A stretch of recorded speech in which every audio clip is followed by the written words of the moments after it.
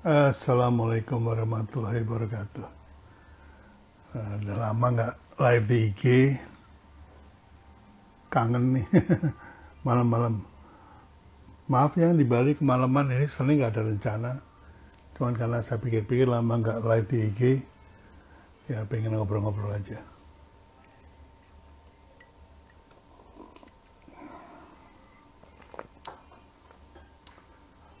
Ya sebetulnya saya pengen ingetin aja sama teman-teman. Ya ini dari mana aja nih? Udah lama nggak nge-live di IG. Jadi apa namanya? Kangen aja gitu. Nah ini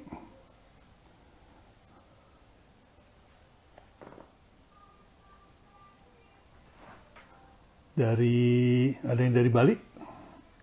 Oh, Gede Rama dari Bali. Medan, wah jauh-jauh ya. Banjarmasin, wah. Saya baru dua kali ke Banjarmasin. Ponorogo, wah udah lama nggak ke Ponorogo. Palembang, Solo ini bener nih. Kayaknya kok jauh-jauh banget. Oh, nggak ada yang dari Bekasi gitu. Pekanbaru, Bandung hadir, Malang. Oke. Nah, siapa yang alumni workshop saya, entah workshop branding, marketing, selling, atau branding, magnet branding,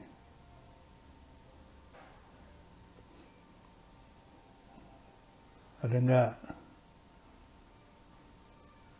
Sinjai jauh. Pak Bis idolanya seluruh Indonesia, alah. Bisa aja. Oh, Bekasi ada juga akhirnya. Bekasi ada nih, Pak Bi. Saya Bekasi, oke. Oke, udah lama ya saya nggak IG live. Ini karena saya ini bingung, orang saya ini sebetulnya udah menyatakan pensiun dari kecilin dulu AC-nya. Nggak ada anginnya nih.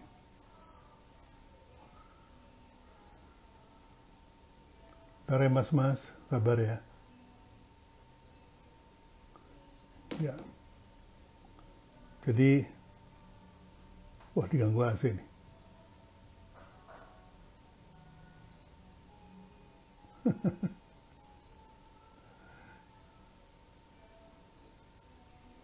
Oke, panas banget soalnya. Oke, ya sejak 2012, sejak perusahaan saya ditutup karena kena disrupsi, digital disruption, saya memutuskan untuk ngajar aja lah. Gitu. Karena saya pikir pengalaman 50 tahun itu udah seharusnya dibagikan ya. Kalau di keep sendiri nanti keburu dibawa pulang nanti. Ya, karena itu saya memutusin untuk bikin workshop, itu pun juga selama 4 tahun ya. Selama 4 tahun. 4 tahun saya keliling Indonesia, biaya sendiri, atau ada juga yang ngasih ongkos hotel gitu. Tapi workshopnya sendiri sih gratis ya. Sebetulnya itu dalam rangka saya ingin mengetahui sebenarnya pada kenal nggak sih yang namanya brand. Karena brand ini sesuatu yang elit ya. Kalau even pada waktu zaman advertising lagi ngetop, pembicaraan tentang brand itu termasuk pembicaraan elit. Jadi karena kebanyakan orang periklanan itu bagian dari marketing 1.0, di mana orang itu masih kaki tangan dari 4P lah. Ya mudah-mudahan bisa ngikutin ya teman-teman. Dari 4P. Lisa Sanusi, ini alumni saya nih. Ya. Ini saya udah ikut kelas Pak B sepanjang 2020, 2021, semua ilmu berharga Pak B yang paling benar main hacking, alhamdulillah. Ya, salah satu yang Pak memahami ya, Bu Lisa Sanusi ini. Tapi banyak juga yang nggak paham. Karena masih beranggapan bahwa ilmu branding itu bagian dari marketing, which is very wrong. Sangat salah ya. Karena branding itu lepas dari marketing. Marketing adalah bagian dari tangible asset, aset perusahaan. Sementara kalau branding itu termasuk intangible asset. Aset yang nggak kelihatan. Ini yang makanya misah, itu strukturnya misah. Dua-duanya bertanggung jawab langsung ke presiden, direktur, atau CEO. Jadi CEO itu emang harus paham marketing, tapi juga harus paham branding. Nah kebetulan saya memang praktisi dua-duanya. Saya juga orang markom gitu ya, tapi saya juga orang branding. Tapi orang branding bukan orang markom bukan orang branding. Nah ini buat Denny ya, ini kamu salah satu yang kelihatannya Denny Kris 24, kelihatannya masih rancu nih antara markom sama branding. Dikiranya sama, enggak. Tapi ini bukan salah kita ya. Bukan salah kita, artinya bukan cuma kesalahan teman-teman startup atau UKM yang baru mulai gitu. Karena perusahaan sekelas Indofood dan sekelas Kalbe saja, pada waktu saya tangani dulu antara tahun 95-2005, itu mereka nggak punya Chief of Brand Officer tuh nggak punya. Ya. Ini ada pertanyaan yang bukan nanya sih, kayaknya ngetes saya nih. Bagaimana cara branding yang murah? Ya. Begini, asal Anda ketahui ini ya, Albanana ID, bahwa branding itu adalah sebuah stimulus. Hasilnya sebuah persepsi yang disebut brand. Jadi kalau Anda membuat stimulus yang tujuannya untuk membangun brand atau persepsi tentang Anda, itu namanya branding. Nah, mau tahu cara paling murah? Saya kasih tahu ya. Kalau Anda mau dipersepsi sebagai orang yang ramah, maka stimulusnya senyum. Dan senyum itu nggak bayar. Nggak perlu keluar duit, nggak perlu pasang iklan. Anda senyum aja. Oh, tapi kan itu pribadi, Babi. Kalau untuk perusahaan gimana? Gampang. Semua karyawan pada waktu kontrak masuk, ditulis di kontrak. Karena branding kami adalah senyum, maka seluruh karyawan yang ada di sini, termasuk tukang parkir, harus senyum. Sehingga restoran kita, toko kita, perusahaan kita, terkenal sebagai perusahaan yang tersenyum. Nah, apakah perlu duit? Nggak perlu. Nah, udah pakai itu aja. Gratis saya kasih. Jadi nggak usah nantang saya lah. Saya 50 tahun nih di bidang ginian. Kalian kan baru kemarin sore. Tujuannya ngirit aja nih, cari yang murah. Jangan murah, nggak pakai duit. Saya ajarin. Gitu. Ya. Jadi ini kayak gini nih membuat saya prihatin. Kenapa? Sekarang itu situasi udah jauh sekali, teman-teman. Ya, Syawal Fansuri. Situasinya itu udah sangat jauh berbeda. Pebisnis zaman dulu jauh lebih beruntung daripada pebisnis zaman sekarang. Ya, bisnis itu menjalankan bisnis jauh lebih mudah. Ya, marketing satu arah. Marketing communication satu arah. Tidak ada itu yang namanya customer itu bisa ngomong balik ke kita tuh nggak ada. Dulu kalau mau ngomong balik ya ada itu pembaca menulis namanya. Ya, pembaca menulis. Jadi pembaca menulis itu misalnya dia ada komplain gitu, nulisnya di situ. Tapi itu disortir lagi sama penerbitnya, sama pimpinan redaksinya. Oh, ini jangan dikeluarin nih. Nanti dia nggak pasang iklan ke kita kalau dikeluarin. Misalnya nggak puas sama layanan McD, ditulis di kolom pembaca menulis. Terus redaksinya bilang, oh jangan dipasang nih, nanti McD nggak pasang iklan di kita. Gitu. Tapi sekarang, berbasis jauh lebih sulit. Kenapa? Karena ada sosmed. Ya, thanks to teknologi digital ya.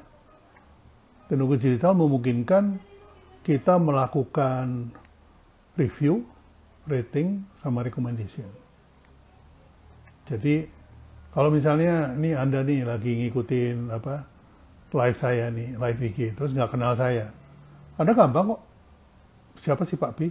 Tinggal di googling aja. Dari googling itu Anda menyelidiki. Siapa sih ini orang? Sotoy banget. Ketemu, wah, pantas dia sotoy. Dia udah praktek 50 tahun di bidang branding. Gitu. Pantas dia bilang kita anak kecil, anak kemarin sore. Ya karena memang betul. Yang kedua, Anda bilang, wah, paling ilmunya udah tua. Ilmunya udah ketinggalan zaman. Oh, orang tua kok. Ya kan? Akhirnya apa? Anda memberikan rating kepada saya. Wah, ini orang jangan didengerin deh. Gitu, itu ratingnya. Nggak cukup itu. Dia tulis di grup atau tulis di sosmednya dia, malah pakai video ngomong. Ah udah jangan dengerin lah yang namanya Pak B itu apa itu udah tua tuh. Ilmunya udah kadaluarsa. Mana ngerti dia digital branding, mana ngerti dia internet marketing.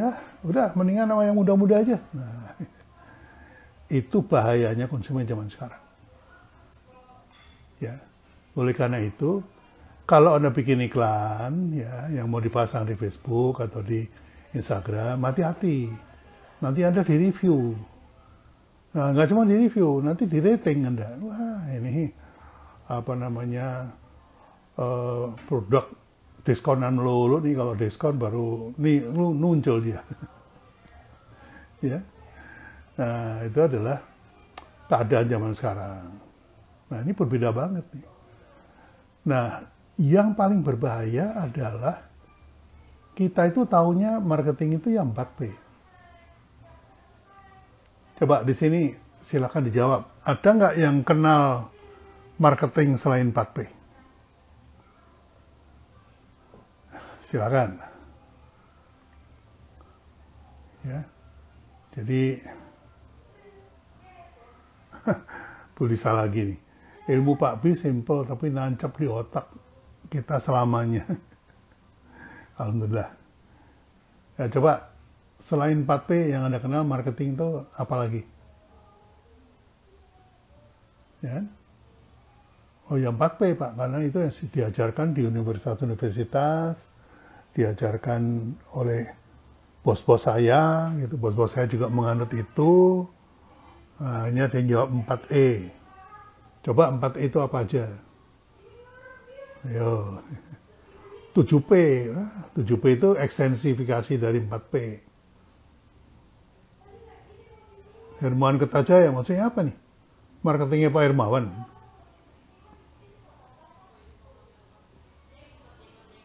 Tujuh P, oke. Nah, sekarang saya kasih tahu ya, kenapa 7P. Tahu nggak sejarahnya gimana? Karena saya praktisi, jadi saya pernah ngalamin. Marketing langit, ajaran Kang Dewa, itu udahlah, nggak usah terlalu jauh. Marketing warung aja deh. Marketing sedekah, marketing langit. Engagement, excitement, everywhere, evangelist, ya oke. Tuh, 4C. Nah, 4C itu apa aja? Nah, gini aja deh ya, karena kita ngobrol-ngobrol jadi santai ya. Jadi, marketing itu baru dikenal orang tahun 60-an. Ribut-ribut jurnalnya itu tahun 50-an. 50-an itu mulai jurnal muncul di penulisan di weekly di Amerika sana, ada jurnal tentang marketing. Nah, jurnal marketing itu isinya apa sih? Isinya itu menambahkan 2P pada 2P yang sebelumnya. Nah, makanya jadi 4P. 2P yang ditambahkan itu apa? 2P yang ditambahkan itu adalah place sama promotion, ya, distribusi dan promosi. 2P sebelumnya, produk sama price. Loh, emang ada marketing 2P, Pak? Ada. Itu umurnya, atau sudah sejak dimulai, dimulai sejak 600 tahun sebelum Masehi. Loh, kok 600 tahun sebelum Masehi itu 2P ini lahir? Ya, itu namanya selling. Jadi selling itu adalah 2P. Produk sama harga. Nah, sebelum selling apa, Pak? Sebelum selling itu adalah barter. Jadi orang barter. Misalnya orang punya ini, tapi saya butuh ini. Ini ditukar. Harganya nggak peduli harga, pokoknya nilainya berapa, yang penting gue butuh ini, gue pakai, lo butuh ini, gue pakai, itu aja. Itu zaman sebelum adanya uang.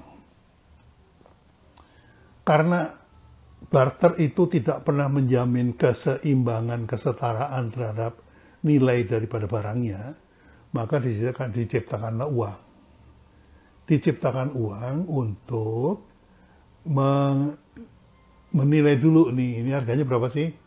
Oh, ini 30.000, ini berapa? 10.000. Oh, berarti kalau ini 1 dapat ini 3. Nah, itu awalnya. Jadi uang itu disebutnya currency karena dia menilai, memberikan nilai pada sebuah barang. Nah, ketika pertukaran terjadi, itu currency-nya harus cocok, gitu. Jangan 1:1, tapi currency-nya jauh, gitu. Ya, misalnya saya butuh mobil, tapi saya cuma punya kambing, gitu. Ya, currency-nya beda jauh, gitu. Nah, itu adalah diciptakannya uang. Itu 600 tahun sebelum Masehi. Jadi ilmu selling itu, ya, siapapun deh yang ngaku ahli selling, itu mempraktekkan ilmu dari 600 tahun sebelum Masehi. Baru berhenti tahun 1960. Kenapa berhenti? Karena ada tambahan 2P. Makanya namanya marketing 4P. Nah, selling menjadi apa? Selling menjadi suatu metode untuk mempercepat proses transaksi. Selling ya transaksi, marketing transaksi, gitu. Cuma marketing itu transaksinya terorkestrasi. Jadi ada suatu strategi yang disusun untuk mendapatkan transaksi. Nah, selling itu membantu mempercepat. Gitu ya, teman-teman ya. Jadi nggak ujuk-ujuk, wah, kapan terjadinya marketing? Ya, tahun 60-an. Nah, kapan branding? Nah, branding itu dimulai tahun 90. Jadi 1990 mulailah branding. Saya bisa ngomong gini karena saya pelaku. Saya mengalami masa-masa itu, saya mengalami. Makanya kenapa banyak orang mengenal saya sebagai Markom, ahli advertising. Karena saya dari tahun 69 sampai tahun 90 itu saya bekerja sebagai advertising agency. Ya. Bekerja sebagai orang Markom. Jadi di brief marketingnya begini, suruh ngerjain gitu.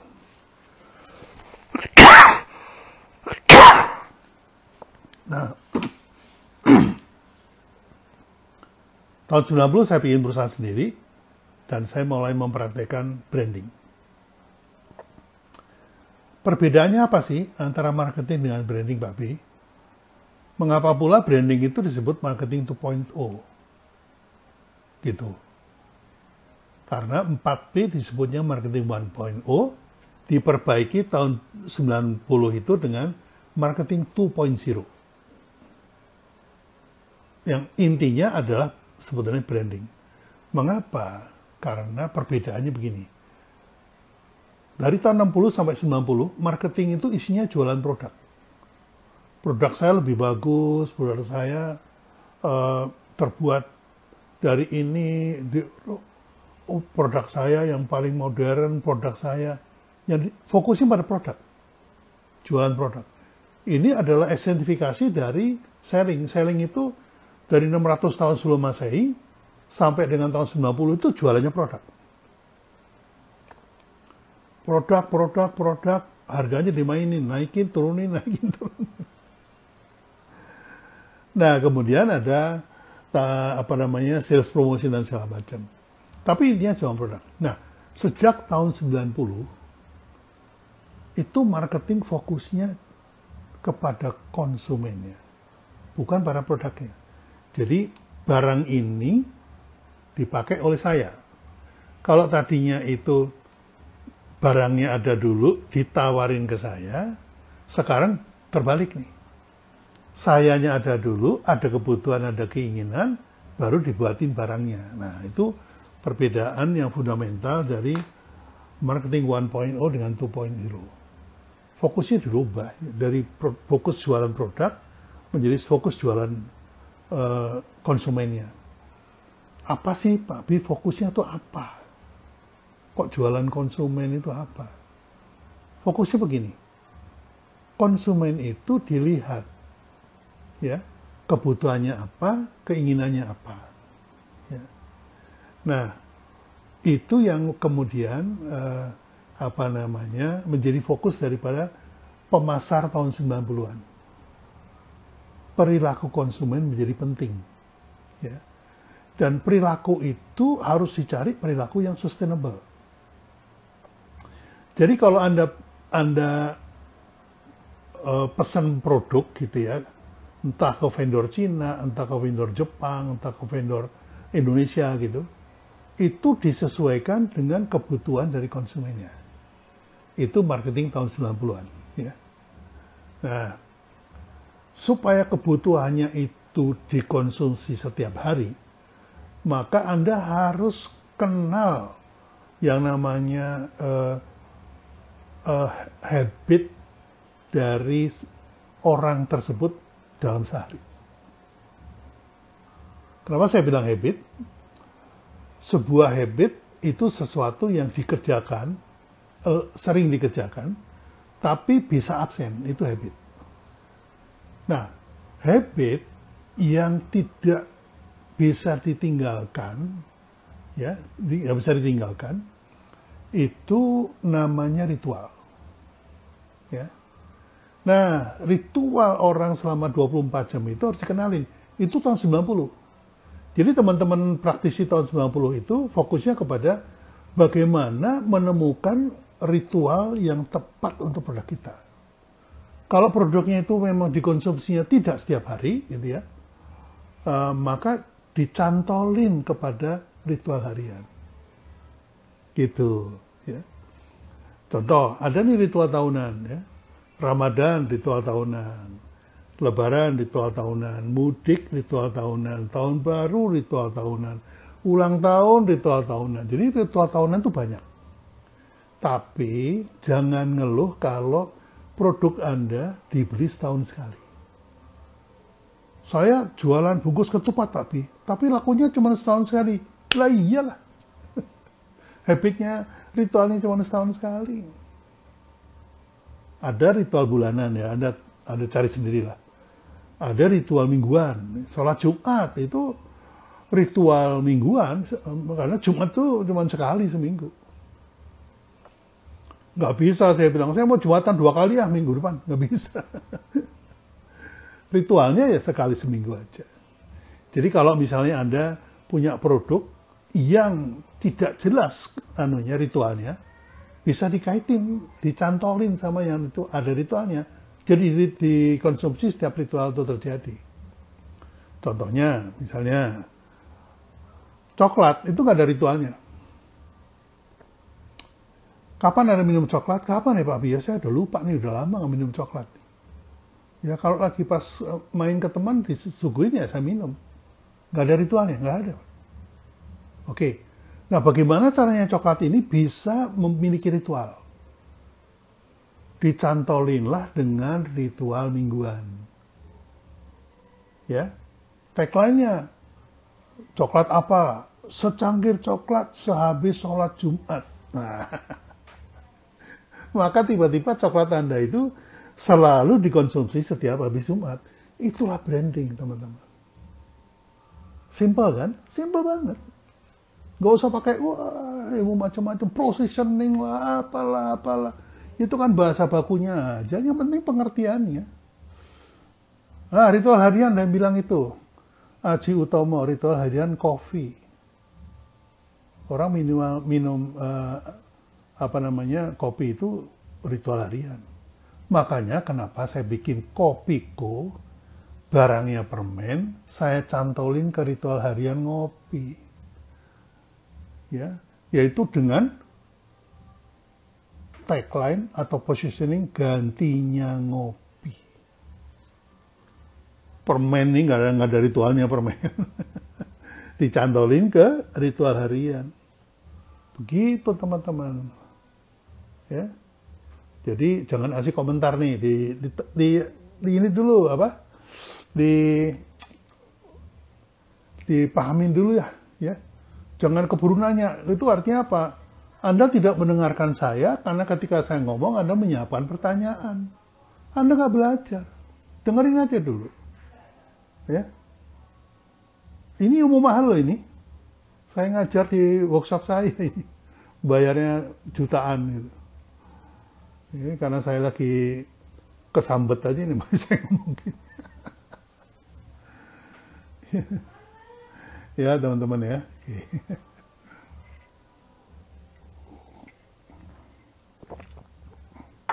Nah itu maksudnya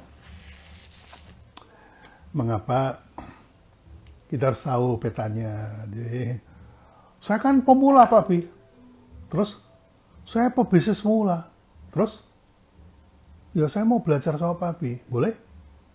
Tapi saya minta diskon karena saya pemula. Oh, jadi ada pebisnis pemula. Ada gitu pasar pemula ada. Anda mau pebisnis pemula, kayak mau pebisnis tua, kayak begitu nyebur ke pasar sama statusnya. Pasar itu nggak ada pasar pemula. Di sini, oke, pebisnis pemula di sebelah sini. Pebisnis tua sebelah sini nggak ada. Sekarang juga saya nggak ketemu tuh di online pun juga. Oh ini buat bisnis milenial, ini bisnis kolonial itu nggak ada. Kalau udah namanya pasar ya udah jadi satu. Siapa suruh Anda mau masuk ke mau masuk ke pasar? Di situ yang ada cuma kill or to be kill. If you are not killing, somebody will kill you. Itu pasar. Itu jangan terus, wah kita kan semangat kolaborasi Pak B, kita saling menolong. Iya ketika lagi pasarnya bagus, saling menolong. Kolaborasi. Begitu kena pandemi, bunuh-bunuhan juga. Ya. Nah ini disebut dengan disrupsi. Ya. Disruption itu, disrupsi itu kalau Anda googling, artinya gangguan. Sekarang ini era gangguan. Itu bukan lagi tahunan. Kalau zaman dulu ya, zaman saya dulu, disruption itu sekali-sekali. Misalnya, krisis ekonomi, krisis nilai tukar rupiah, kemudian krisis minyak dunia, krisis batu bara. Itu jaraknya tuh jauh-jauh. Sehingga ketika dia berpengaruh kepada ekonomi kita, itu juga jauh-jauh gitu. Kita sempat bersiap diri. Wah, ini harga minyak naik nih. Kenapa? Karena Arab Saudi menghentikan produksi minyaknya. Kita harus siap-siap nih. Oh, kalau harga minyak naik, harga dolar naik, berarti kita siap-siap nih barang-barang yang bahan-bahan kita impor kita stop dulu. Kita pakai yang lokal. Dulu. Sekarang, teman-teman. Pergantian itu hampir tiap hari. Akibat apa? Akibat pandemi. Nah, sekarang saya tanya. Saya mau tanya, kebijakan pemerintah yang namanya isolasi mandiri, kalau Anda pulang dari luar negeri, itu berapa hari sih?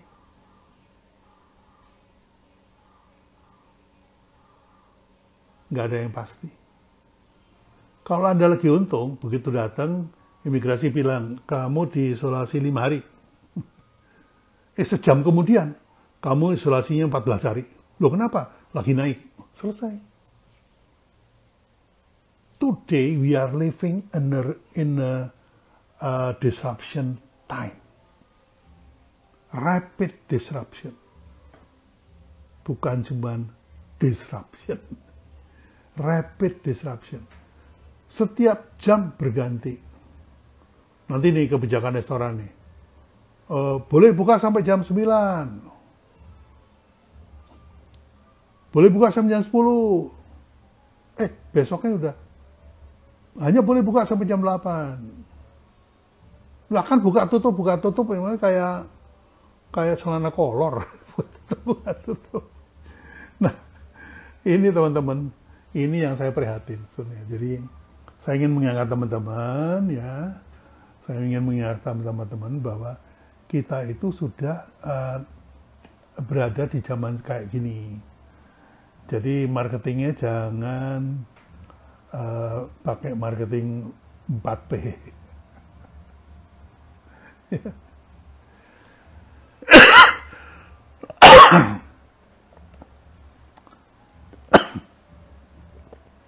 Ya, selama ini saya perhatikan banyak teman-teman ya betul Fuka. Banyak teman-teman yang nggak sadar, tidak aware, tepatnya sih nggak aware. Jadi bukan nggak sadar sih, cuman nggak aware aja bahwa di dalam kegiatan kita yang rutin setiap hari, bangun jam sekian, makan jam sekian, mandi jam sekian, kerja jam sekian, berangkat jam sekian, pulang jam sekian ya. Ternyata di luar sana perubahan itu terjadi dengan cepat. Bisa katakan tadi di awal, sekarang ini konsumen itu menjadi sangat sadis.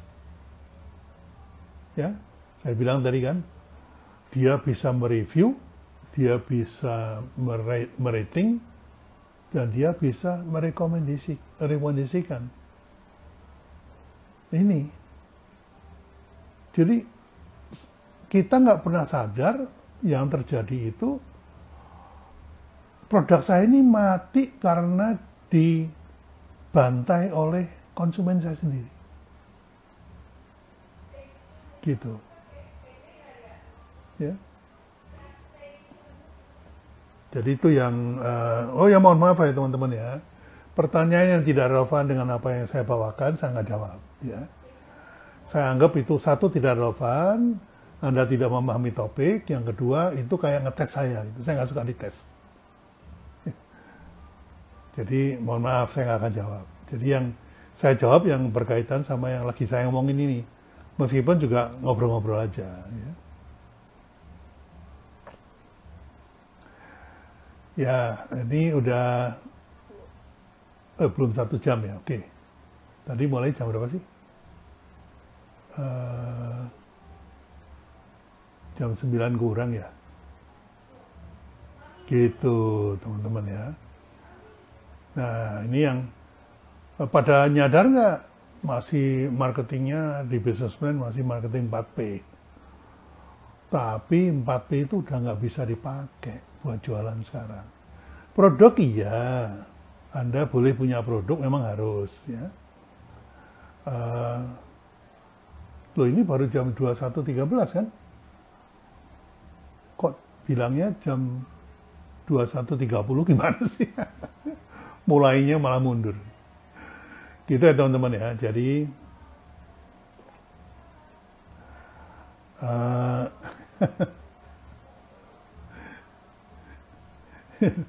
jadi pasar ini sudah sangat berubah ya. Jadi Anda boleh punya produk ya, ditentukan harganya boleh, distribusinya juga boleh gitu ya. Kemudian promosinya juga boleh gitu ya. Tapi kalau Anda pakai cara itu, mungkin pasar milenial itu nggak terima lagi. Karena pasar milenial itu pasar yang tidak punya masalah.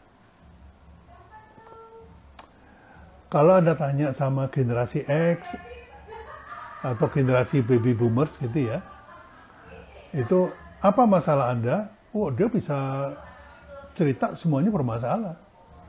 Nggak punya rumah bermasalah, nggak punya kerjaan tetap bermasalah, nggak punya mobil masalah, nggak punya apa-apa masalah. Itu generasi yang sebelumnya, ya. Tapi kalau yang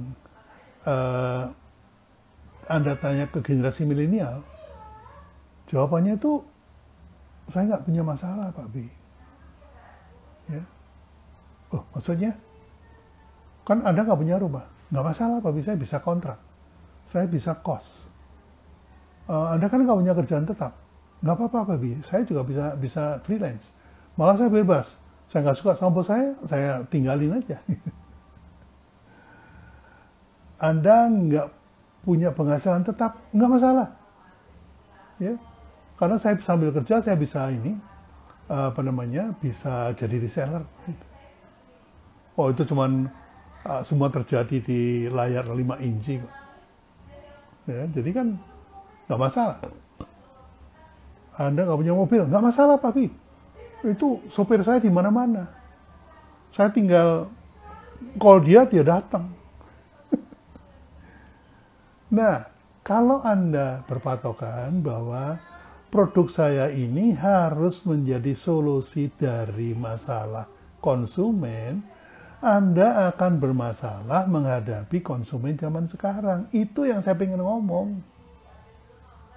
Gitu loh. Fokusnya di situ aja. Gitu. Halo Sati, udah sembuh. Udah lebih enak ya badannya ya. Gitu ya teman-teman. Jadi banyak nih restoran nggak laku. Yang disalahin kokinya. Yang disalahin chefnya. Pak, kamu bikin menu nggak diminati sama orang. Gimana sih? Dia nggak tahu bahwa sebetulnya ada perkembangan di luar sana yang bergerak. Gitu ya. Jadi, oleh karena itu kita harus tahu petanya. Ya, itu baru marketing 2.0, udah bergeser ke marketing 3.0, sudah bergeser lagi ke marketing 4.0, di mana orang tidak lagi membeli karena lagi baru datang kantor semua. Jadi orang itu membeli itu bukan karena tergiur sama produknya, tapi karena kedekatan dengan produknya. Gitu. Nah, sekarang coba ya, Anda catat juga boleh, ya, kemudian nanti saya tanya balik ya. Orang dulu, ya, orang zaman saya itu, kalau, bentar, saya tutup pintu dulu.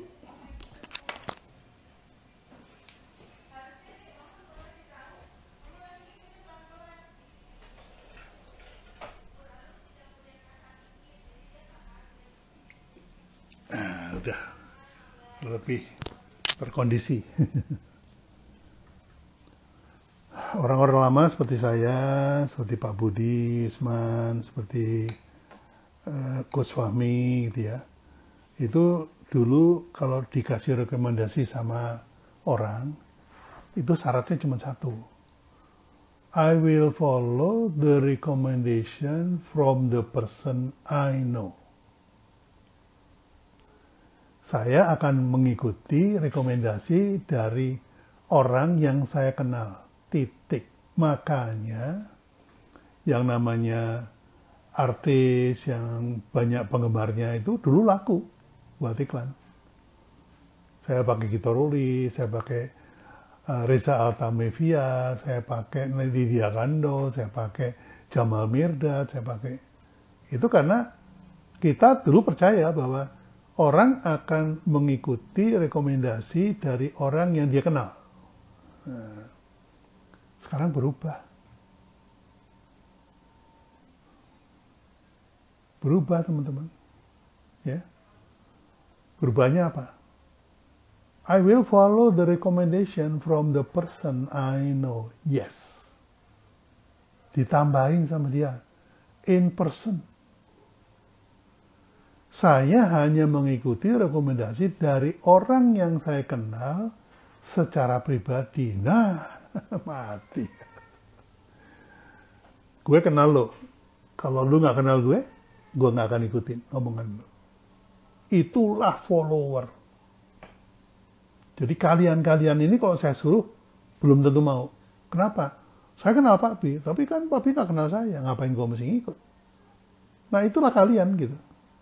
Konsumen zaman sekarang tuh kayak gitu. Ya. Nah, itu. Oke ya, teman-teman, saya udah kasih tahu tadi, saya tidak akan menjawab pertanyaan-pertanyaan yang di luar konteks ya. Jadi tentang haki, tentang merek dan segala macam itu nggak akan saya jawab ya, teman-teman. Saya mohon maaf. Kasihan yang dari tadi udah merhatiin. Gitu teman, gitu ya. Jadi peran trendsetter nggak begitu efektif dong. Iya emang iya. Ya, dan sekarang usia sebuah awareness itu cuma pendek banget. Ya, pendek banget. Karena pendekatannya sensasional. Sensasi itu cuma gede sebentar udah tenggelam. Gitu.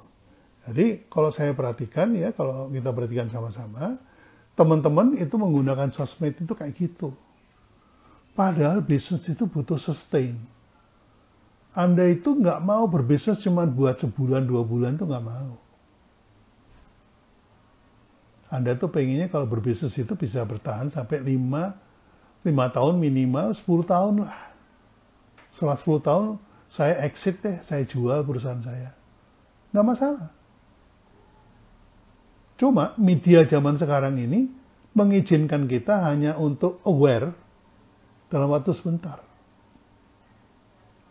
Besoknya dilupakan. Ya, dilupakan kalahnya bukan sama apa-apa, kalahnya mah diskon. Menghadapi lawan yang pakai diskon aja udah kelabakan Anda. Turun harga, banting harga, red ocean deh. Ya. Yaitu ini ada pertanyaan bagus, cara paling efektif untuk menjangkau awareness yang long term dan sustain. Saya kasih tahu ya, jangan bilang yang lain ya. Khusus buat Anda nih. Gunakan neuroscience. Oke? Nah. Jangan nanya, neuroscience itu apa Pak Bi? Jangan nanya gitu dong. Itu namanya ngetes saya itu. Neuroscience ini adalah ilmu marketing yang paling mutakhir. Ya. Jadi begini, teman-teman harus tahu, pada awalnya yang namanya bisnis itu, atau ilmu marketing, atau ilmu transaksi, itu berbasis kepada economical, faktor ekonomi. Ya. Faktor ekonomi gini, yang mahal kalah sama yang murah, gitu ya. Yang bagus bisa kasih harga mahal. Jadi mahal, murah, mahal, murah, mahal, murah. Nah, itu adalah faktor ekonomi, berbasis ekonomi, economical base. Eduardo bilang sama dengan NLP itu bukan, Pak. NLP itu kependekan dari singkatan dari Neuro Language Program. Language, kata-kata. Itu tools buat neuroscience. Nah, setelah itu tahun 90 berganti nih. Tahun 60 yang saya bilang tadi, orang itu berbisnis, marketing itu, jual beli itu berbasis pada economical base. Rugi untung. Nah, tahun 90 berubah nih. Penjualan tergantung kepada behavioral science. Perilaku, tadi kan saya bilang ya. Jadi, kita memperhitungkan perilaku. Nah, sekarang nggak cukup perilaku. Sekarang itu transaksi ditentukan oleh neuroscience. Itu yang workshop minggu lalu saya jelaskan, saya buka belak-belakan. Di bawah judul workshop disruption. Brand disruption. Ini ya, saya kasih tahu ya. Kebanyakan nih para ahli-ahli ekonomi, ahli marketing di Indonesia ini, bahkan seluruh dunia, itu sangat fasih kalau ngomongin, kita ini terdisrupsi oleh digital, kita ini terdisrupsi oleh milenial, kita ini terdisrupsi oleh pandemi. Terdisrupsi, artinya kita jadi korban. Sangat jarang saya ketemu orang yang bisa mengatakan, Pak Bi, mari kita disrupsi pasar supaya produk kita menjadi satu-satunya di pasar. Belum ketemu. Mohon maaf ya. Dengan segala hormat. Gitu.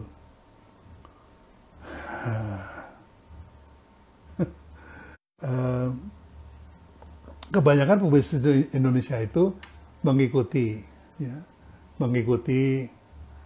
ya saya ulas sedikit deh. Jadi begini teman-teman, sebuah pasar terjadi karena ada kesepakatan. Ya. Kesepakatan bahwa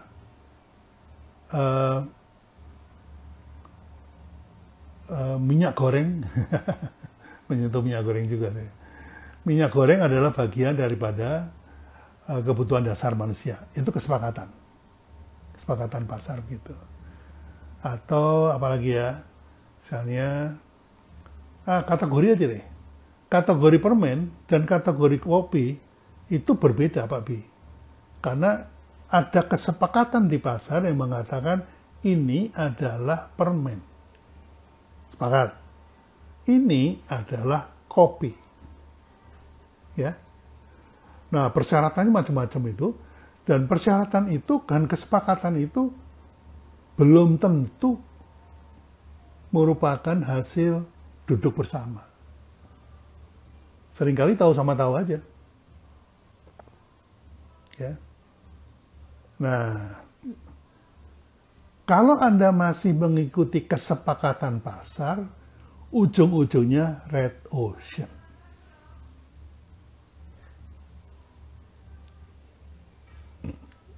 Ya. Nah, kalau Anda mau sendirian, yang dalam mesti lakukan apa coba? Anda hancurkan dulu kesepakatan pasar ini. Dihancurkan, diganti dengan yang baru. Nah, itu namanya disrupsi. Ya, contohnya, di mana-mana restoran itu dine-in. Orang datang makan di tempat, itu restoran. Ya. Gara-gara pandemi, kita dilarang dine-in. Itu artinya apa? Kesepakatan dine-in dihancurkan dulu oleh pandemi. Ya. Pandemi menghancurkan kesepakatan sebuah pasar yang namanya restoran. Akhirnya terjadi apa? Udah, dikirim ke rumah aja. Akhirnya apa? restoran itu tidak perlu punya kursi. Dia cuma cukup punya dapur. Dikirim ke rumah oleh GoFood. GoFood itu memberikan solusi terhadap pasar yang terdisrupsi, pasar yang dirusakkan. Ibarat bangunan itu dirubuhin dulu, baru bikin bangunan baru. Muncullah Ghost Kitchen, muncullah kemudian GoFood, muncullah kemudian dapur bersama. Itu buah dari disrupsi, teman-teman. Tapi bukan karena si GoFood itu mendisrupsi pasar yang ada, yang terjadi GoFood itu mendapatkan bisnis dari disrupsi yang terjadi.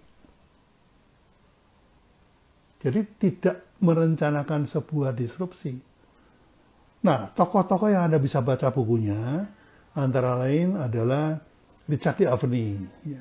Richard D'Aveny itu mendisrupsi pasar, mengajarkan bagaimana mendisrupsi sebuah pasar. Ya. Nah, pasar itu terdisrupsi kalau terjadi hyper competition, kompetisi yang gila-gilaan. Nah, kompetisi yang gila-gilaan itu bisa tercipta dengan sendirinya atau bisa diciptakan oleh kita.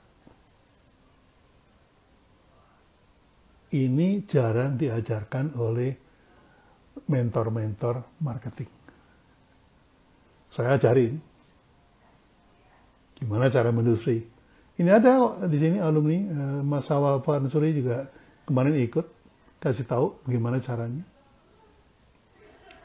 Bukan cuma dikasih tahu caranya, strateginya, tapi juga dikasih tahu toolsnya. Kata-kata apa yang bisa menciptakan disruption. Kita udah sampai sana. Jadi Anda masih mengatakan, marilah kita para UKM membangun perekonomian negara dengan bergandengan tangan, berkolaborasi, pret.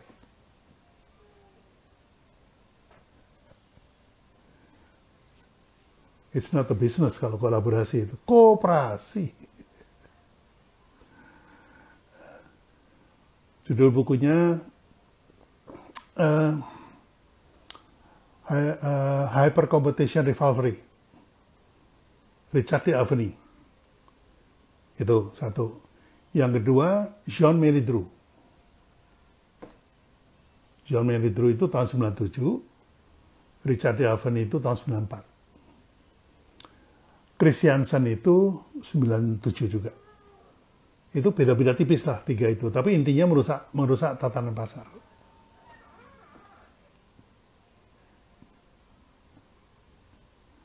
Gitu ya teman-teman ya. Jadi ngobrol santai tapi berbobot nih. Itu saya sering ini kok. Saya sering tulis di postingan saya kok. Kalau yang follower saya tahu lah. Apa yang salah dengan kolaborasi, Pak Bi? Kolaborasi itu nggak salah. Karena kolaborasi itu adalah gini. Kalau Anda mau bangun mobil, Anda harus berkolaborasi dengan tukang spare part. Gitulah kira-kira. Ya. Tapi Anda nggak bisa kolaborasi sama-sama tukang mobil, nggak bisa. Karena Anda kan saling membunuh sama tukang mobil yang lain. Tolong dibedain ya teman-teman ya. Kalau Anda saya ajak kolaborasi itu artinya Anda saya ajak melengkapi bisnis saya. Bukan setara loh, bukan setara. Itu, ayo kita kolaps. Kolaps itu kan lagi susah. Begitu udah duitnya banyak, berantem. Saya ngalamin. Ya teman-teman ya, jadi ya yang penting ya teman-teman, bisnis boleh kecil, tapi pondasinya harus benar. Itu aja yang saya ingin sarankan. Begitu aja ya obrolan malam ini.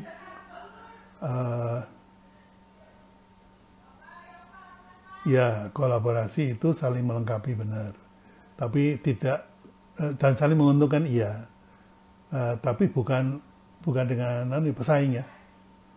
Ada nih pengusaha bakso rame-rame mereka kolaps. Waduh, kolaps bikin apa? Bikin pabrik bakso. Pabrik bakso dengan modal dibondalin sama-sama, kolaps kita. Oke, Pak, giliran apa namanya? Sudah saya pesen bakso, saya perlu 1 juta butir, nggak bisa Pak, mesti bagi-bagi nih. Jadi Bapak nggak bisa 1 juta, Bapak itu bisanya cuma 100.000 gitu. Jadi saya nggak bisa bersaing sama sesama tukang bakso. Karena apa? Dikontrol sama vendor.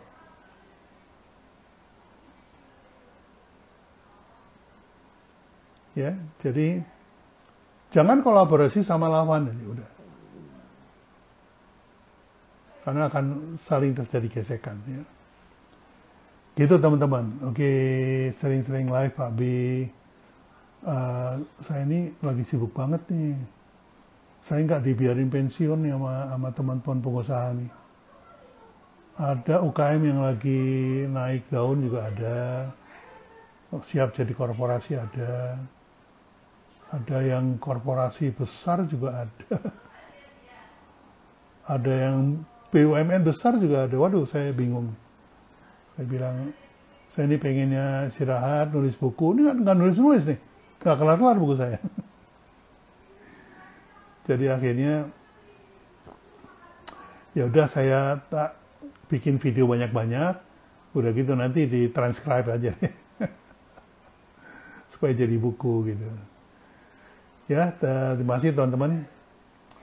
Kalau Anda nggak kepingin ketinggalan live saya, ya follow saya aja. @Subiakto. Kalau Anda nggak mau ketinggalan percakapan supaya nggak malu kalau dibilang nggak nyambung, ikut aja workshop saya. Mahal ya mahal, karena kalau murah saya takutnya nggak dihargain gitu ya. Ya. Kalau misalnya pengalaman saya 50 tahun nih, gimana kalau setahun 1 juta aja? Dari 50 juta. Ya. Baik teman-teman, sudah malam, saya mau mulai kerja lagi. Ini tadi cuma break doang, makanya ya cuci otak dikit, makanya ngobrol-ngobrol sama teman-teman. Baik, terima kasih banyak. Sampai jumpa di lain kesempatan. Saya janji akan lebih sering ya. Dan topiknya bisa diusulkan di apa namanya, di akun saya, di IG saya. Tapi next week kita ngomongin ini dong gitu. Nah, nanti saya siapin materinya supaya nggak ngalor itu kayak tadi itu random banget. Sampai jumpa minggu depan. Assalamualaikum warahmatullahi wabarakatuh.